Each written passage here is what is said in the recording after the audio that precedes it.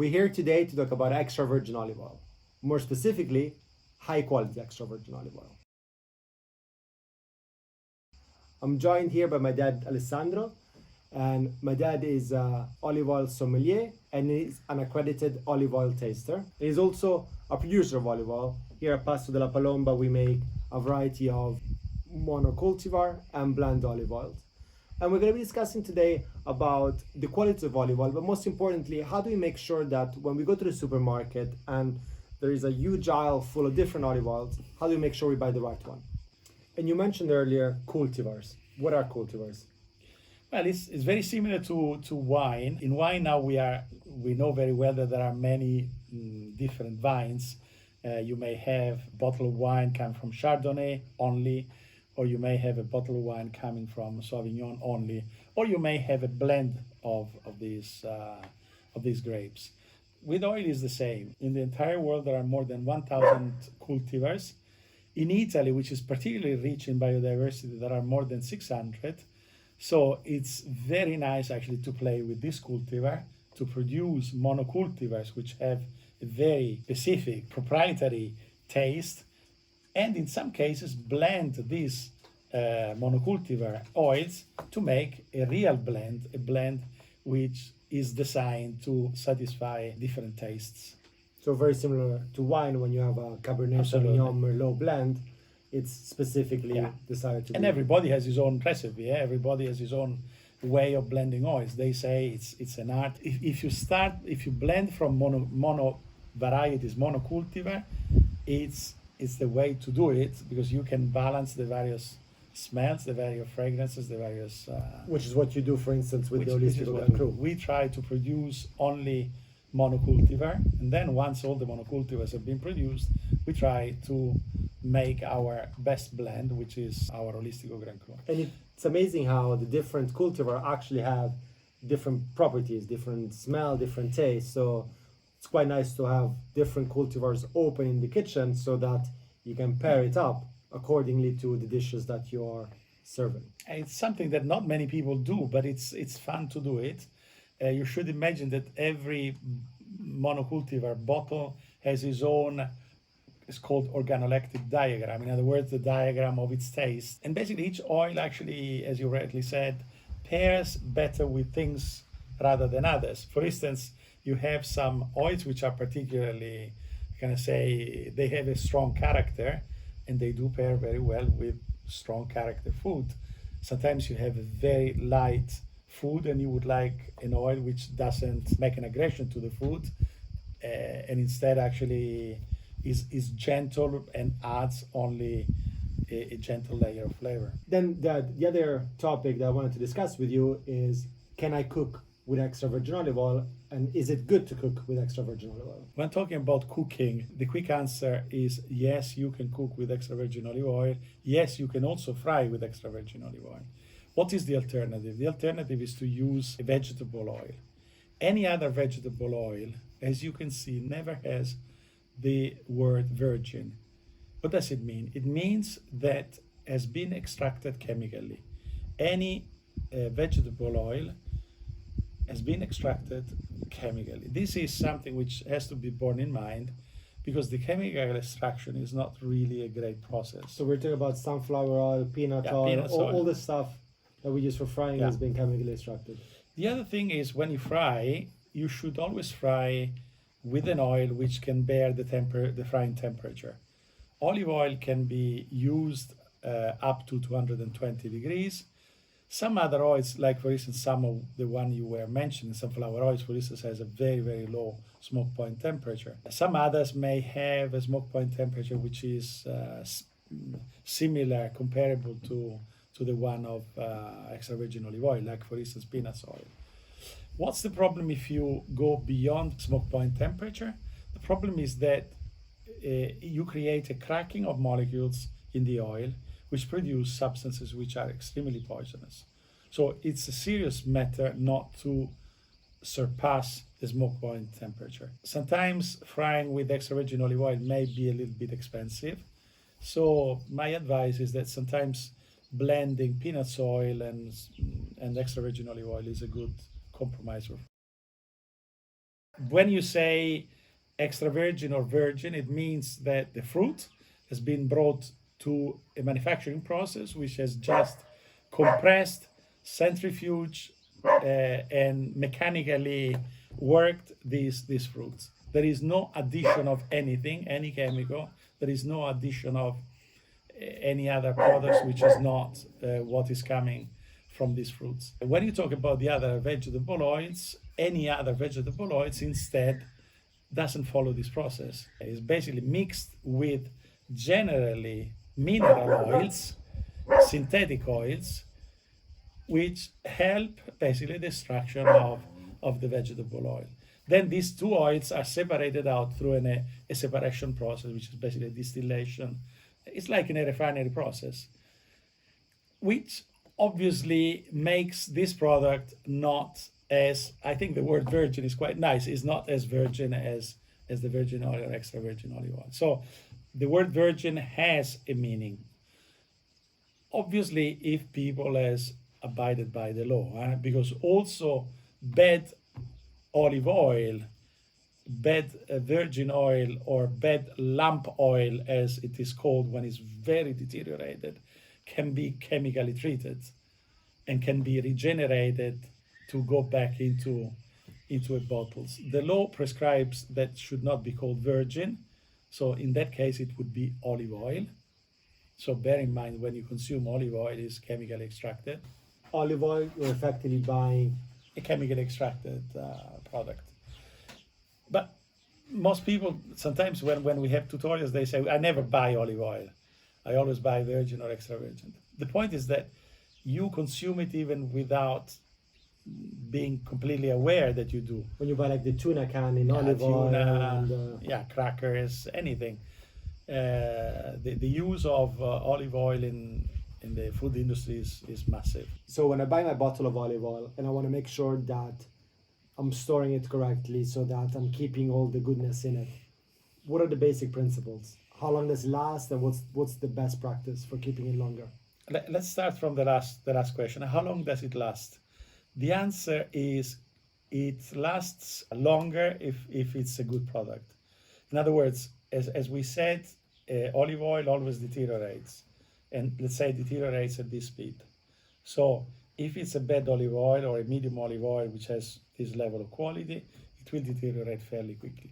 If you buy an olive oil which is very, very high quality, so full of polyphenols, it will deteriorate, but it will take a long while before it does. Because polyphenols in that case defend the oil. They basically do the antioxidation process for the oil as they do for us when we intake them. So how long does it last? Difficult to say, because it depends on the quality, the starting quality.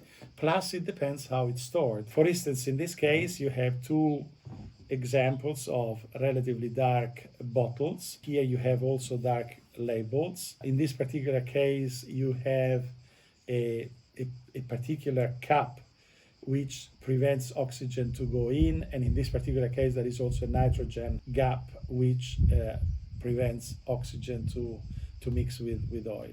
In this case, for instance, you see that the pouring system is relatively simple, so the oxidation is much easier. So try to use try to buy a dark bottle. Don't get attracted by the transparent bottles. Very often they're used for marketing purposes. Transparent bottles are bad. Dark bottles, dark labels, possibly even painted bottles. Then keep it in a dark place and in a fresh place. The ideal temperature is between 12 and 20 degrees. And if you keep it in this way, actually the olive oil will surprise you for how long it lasts. Then once you open the bottle, try to treat it with some respect, because if the oil is a good oil, it's a live product. So it's a living product which tends to interact with everything. So if you use it, then cap it again. And again, once you open a bottle, try to finish it as quickly as you can. But if it's a good oil, it will finish quickly. It's funny you mention all this, because, for instance, when I was younger, one of the bottles of oil I used to buy was a transparent bottle, was unfiltered, was very green, and he had like a little cap. And I thought, okay, that's as natural as it gets. But really, it's taking all the wrong stuff, and it's just literally marketing, marketing, marketing. Absolutely, yes.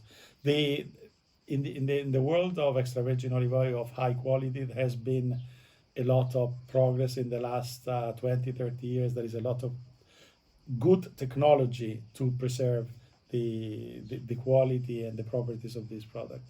And the qualities of properties of this product are given by the polyphenols. And they are amazing because they are anti-cancerogenic, anti-inflammatory, excellent for diabetes, excellent for many, many things, anti-agents, excellent for the skin. So the more the more you read and the more you learn how many good property extra virgin, high quality extra virgin olive oil has. You touched upon a few times. We don't want to directly go into it, but the market for extra virgin olive oil, it is regulated to some extent, and there is a lot of potential doctoring by some of the brands. Some of them are in the newspapers, have been caught. But let's not spend time on it. I think a good way of bypassing those that are kind of cheating the system, so to speak, is looking at potentially the price of the bottle that you're buying. Yeah, never get too excited when you read about an offer for extra virgin olive oil at a very low price. There is always something behind. A good extra virgin olive oil is a little bit expensive, but not a hugely expensive. Let's talk about the price in Italy. So we're not talking about the US where you could be like some tax importation or abroad. Let's just give an example of kind of pre-tax, pre-shipping in a place like Italy, which is the land of olive oil. What are the ranges between those brands or those products that are failing to provide a high quality output and those that are? Well, it's difficult that you can buy a decent bottle of olive oil if it costs less than 10 euros, in my opinion. 10, 12, 13, 15 euros is really what a good bottle of olive oil should cost. In the supermarket, you can find 1 liter bottle for 3 euros, 4 euros.